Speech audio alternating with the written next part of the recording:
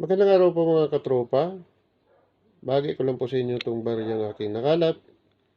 10 pisong commemorative. Yan po. Ito po si General Antonio Luna. Kapatid po ito ni Juan Luna. Yan po. Dito po sa likuran dangal at dangal tapang dignidad. Yan. So, ito po ay kunting bahagi lang po sa inyo. Dahil po itong bariyang ito ay halos hindi na po mahagila po sa sirkulasyon dahil po nasa mga kolektor na po yung ganito mga commemorative.